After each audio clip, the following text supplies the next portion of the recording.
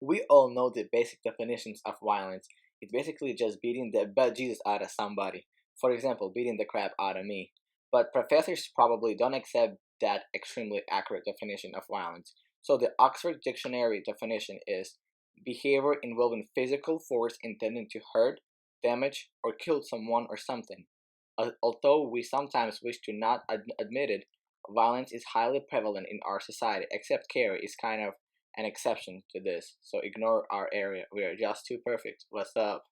In the book Grendel and Beowulf, the nature of violence is discussed frequently. Both Beowulf and Grendel were very violent, but one of them was considered a hero while the other was a villain. In addition, they both committed violent crimes. So, what makes these crimes different? Is violence something that you are born with or something that develops as you grow? In order to answer these questions, we will first need to discuss the factors that can cause someone to turn to the violence. A person can turn violent for many reasons. Reasons could range from past experience in their youth, not enough family bonding, cultural shape, and media exposure of violence, and modeling behaviors of negative role models. If a child was spanked, hit, beaten, sexually abused, or threatened with violence early in their life, then they will tend to become violent themselves. The anxieties, disappointments, and frustration of childhood can build up and cause the child to hit or bite. This can be seen a lot in the kids who have temper tantrums in the middle of the grocery stores. However, temper tantrums are good for a child in a way because it lets them release their frustration. Violent incidents in a person's past usually only manifest in him or her if they had not been allowed to release their emotions resulting from those events. This causes blocked or repressed emotions. In other words, he/she has unresolved and unexpressed feelings about what he/she has experienced. So when they finally do get the opportunity to I'm release their taking an rage, ass. then it can get pretty ugly pretty quickly. Another factor causing violent tendencies is media exposure. Kids in this age are exposed to a lot more violence Shoot. on TV and in video games than in the past. Although video games don't directly cause the kid to turn violent, these exposures can indirectly Man, be so the lucky. trigger because it can decrease pro-social behavior, empathy, and intensivity to aggression. During violent video games, human brain tends to duplicate the same action as the video games. The brain cells and its capacity multiply and begin to cause a very strange and aggressive behaviors.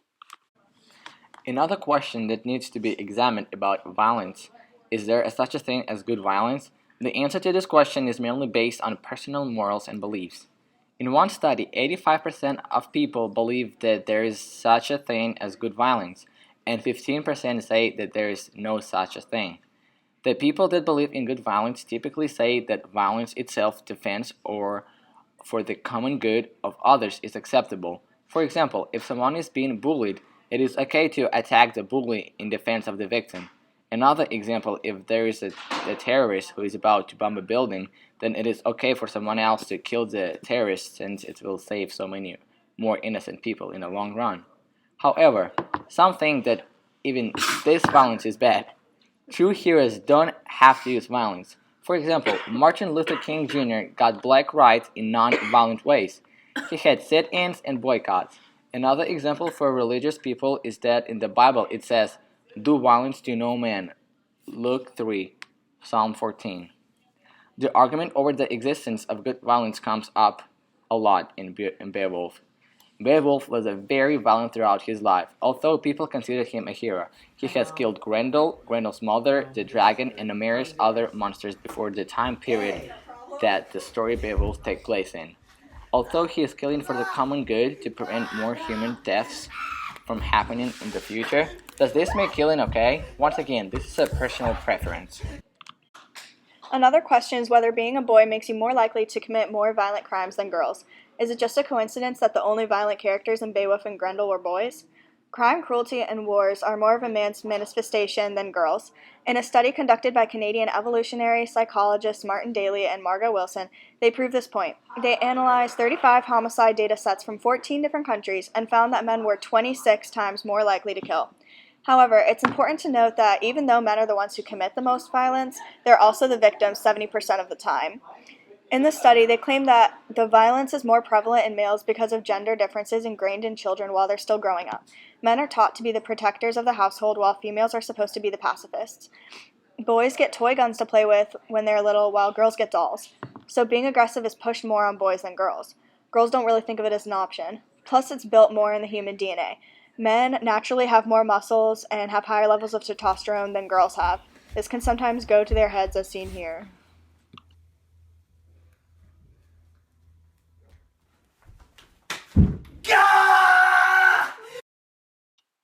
Another question is whether violence is something you're born with or is it influenced by the environment.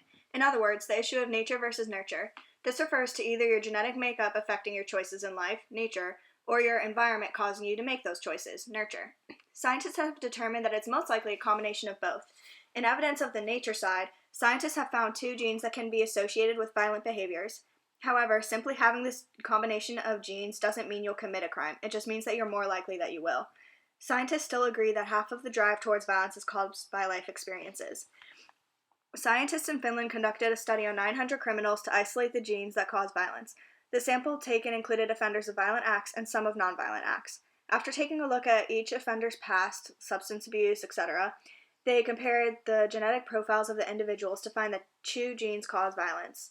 One gene is monoamine oxidase A, which is a protein that contributes to low turnover of dopamine, which plays a role in addiction. It also controls the reward and pleasure centers of your brain.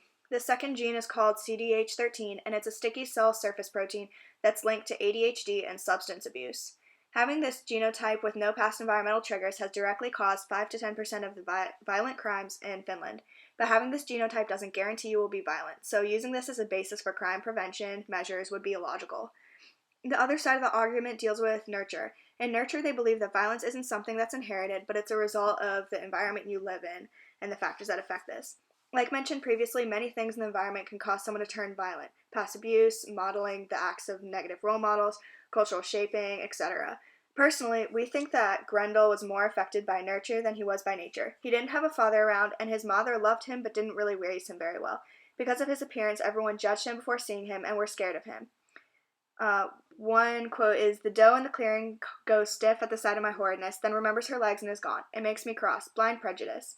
He knows everyone was scared of him, and this caused him to realize that they had the right to be scared of him. In the start, he just wanted to talk to humans when he was trapped in the tree, but the humans' response to him caused him to hate humans with a burning passion and wanted to kill them all. Another question is, what makes a psychopath, and once a person is a psychopath, is it possible to reverse it? The making of a psychopath is still a mystery, but can be scored by many things. Most psychopaths are antisocial and depends on themselves for everyday needs and wants. Psychopaths are like this from birth or a traumatizing childhood. One example of a psychopath is Ted Bundy. Ted Bundy was a mass murderer and raper of young women in the 1970s. He was known to have killed 36 people, but it's thought out over the course of his life he has killed over 100. In his case, Ted Bundy became a psychopath probably due to his rough upbringing. When he was born, he didn't have a father like Grendel.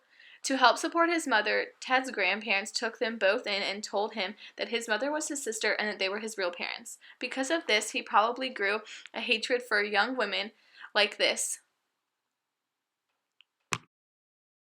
In all reality, it probably isn't possible to reverse a psychopath's thinking.